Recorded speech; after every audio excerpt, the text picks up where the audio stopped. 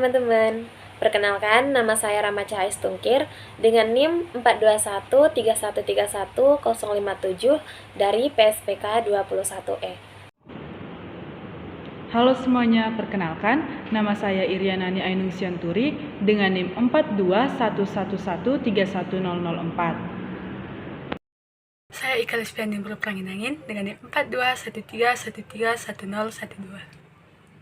Saya Paul Andor Sipayung dengan NIM 42131111010.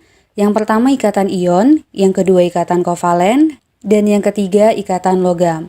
Nah, pada video kali ini kita akan membahas tentang ikatan ion. Nah, apa yang dimaksud dengan ikatan ion? Ikatan ionik merupakan ikatan yang terbentuk karena adanya gaya tarik-menarik atau gaya elektrostatik antara anion dan kation yang terbentuk sebagai akibat serah terima elektron. Nah, ikatan ion ini terjadi antara unsur logam dan unsur non-logam. Unsur-unsur logam memiliki elektron valensi yang berjumlah kurang dari 4, sehingga untuk mencapai kestabilan cenderung melepaskan elektron. Dan setelah melepaskan elektron, maka akan terbentuk kation atau ion yang bermuatan positif. Adapun untuk unsur-unsur non-logam, memiliki elektron valensi yang berjumlah lebih dari 4, sehingga untuk mencapai kestabilan konfigurasinya cenderung menerima atau menarik elektron. Nah, karena menerima atau menarik elektron, maka akan terbentuk anion atau ion yang bermuatan negatif. Nah, kation dan anion yang terbentuk karena pelepasan dan penerimaan elektron ini kemudian mengalami gaya elektrostatik atau gaya tarik-menarik. Nah, gaya inilah yang disebut dengan ikatan ionik. Adapun senyawa yang terbentuk disebut dengan senyawa ionik.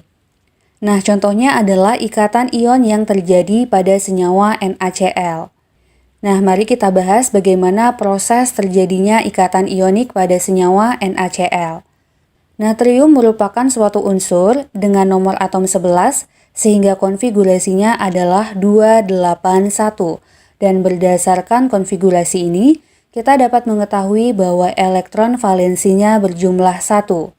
Nah, pada video sebelumnya, kita sudah membahas bahwa suatu unsur akan bersifat stabil apabila elektron valensinya berjumlah 8. Nah, artinya unsur natrium dengan elektron valensi yang berjumlah 1 ini bersifat tidak stabil. Dan supaya mencapai kestabilan unsur atau supaya elektron valensinya menjadi 8, maka satu elektron valensinya ini akan dilepaskan. Dan setelah melepas satu elektron, maka akan terbentuk ion bermuatan positif 1, yaitu ion Na+ dengan konfigurasi 28. Nah, di sisi lain, klorin merupakan suatu unsur dengan nomor atom 17, sehingga konfigurasinya adalah 287. Nah, dari konfigurasi ini, kita dapat melihat bahwa elektron valensinya adalah 7.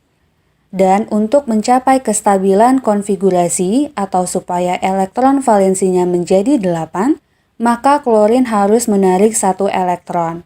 Nah, elektron yang dilepaskan oleh natrium tadi kemudian akan diterima oleh klorin sehingga akan terbentuk ion bermuatan negatif 1, yaitu terbentuk ion Cl- dengan konfigurasi 288. Nah, ion Na+ dan Cl- yang terbentuk ini kemudian akan mengalami ikatan ion atau mengalami gaya tarik-menarik sehingga membentuk senyawa NaCl. Nah, supaya lebih paham, kita coba kerjakan beberapa soal dengan ilustrasi yang lebih sederhana. Nah, soal yang pertama, tuliskan pembentukan ikatan ion dari magnesium dengan nomor atom 12 dan klorin dengan nomor atom 17, serta tuliskan rumus molekul dari senyawa yang terbentuk. Nah, untuk soal ini kita tentukan terlebih dahulu konfigurasi elektron dari unsur-unsurnya supaya kita bisa mengetahui berapa elektron yang akan dilepaskan dan berapa elektron yang akan diterima.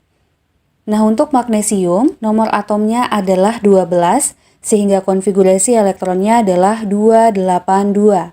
Nah, dari konfigurasi ini, kita dapat melihat bahwa elektron valensi dari Mg adalah 2. Sehingga supaya konfigurasi elektronnya menjadi stabil atau supaya elektron valensinya menjadi 8, maka 2 elektron valensinya ini dilepaskan sehingga akan terbentuk ion Mg2+ dengan konfigurasi 28. Nah, berikutnya untuk klorin, nomor atomnya adalah 17 sehingga konfigurasinya adalah 287, dan supaya menjadi stabil atau supaya elektron valensinya menjadi 8, maka Cl akan menarik 1 elektron sehingga membentuk ion Cl- dengan konfigurasi 288. Nah, dari sini kita dapat melihat bahwa satu atom Cl hanya mampu menangkap 1 elektron yang dilepaskan oleh magnesium. Artinya, untuk menangkap 2 elektron yang dilepaskan oleh magnesium, maka dibutuhkan 2 atom klorin.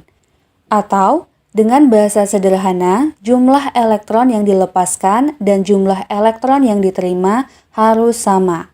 Nah, di sini kita dapat melihat bahwa jumlah elektron yang dilepaskan adalah 2, sedangkan jumlah elektron yang mampu diterima adalah 1. Sehingga supaya jumlahnya menjadi sama, maka kita kalikan silang. Untuk Mg kita kalikan 1, kemudian untuk Cl kita kalikan 2. Sehingga 2 elektron yang dilepaskan oleh magnesium dapat ditangkap oleh 2 klorin. Nah, dapat kita tuliskan seperti ini. Untuk magnesium karena dikali 1, maka tidak terjadi perubahan. 1 atom magnesium melepaskan 2 elektron sehingga membentuk ion Mg2+. Nah, untuk klorinnya di sini dikalikan 2 sehingga 2Cl menangkap 2 elektron sehingga terbentuk 2 ion Cl-. Nah, 1 ion Mg2+ dan 2 ion Cl- ini kemudian akan mengalami gaya tarik-menarik atau gaya elektrostatik yang disebut dengan ikatan ion, sehingga membentuk senyawa MgCl2. Nah, dapat kita tuliskan sebagai berikut, Mg2+ ditambah 2 Cl- menghasilkan MgCl2. Nah, contoh berikutnya, tuliskan pembentukan ikatan ion dari unsur A dengan nomor atom 13 dan unsur B dengan nomor atom 16, serta tuliskan rumus molekul dari senyawa yang terbentuk.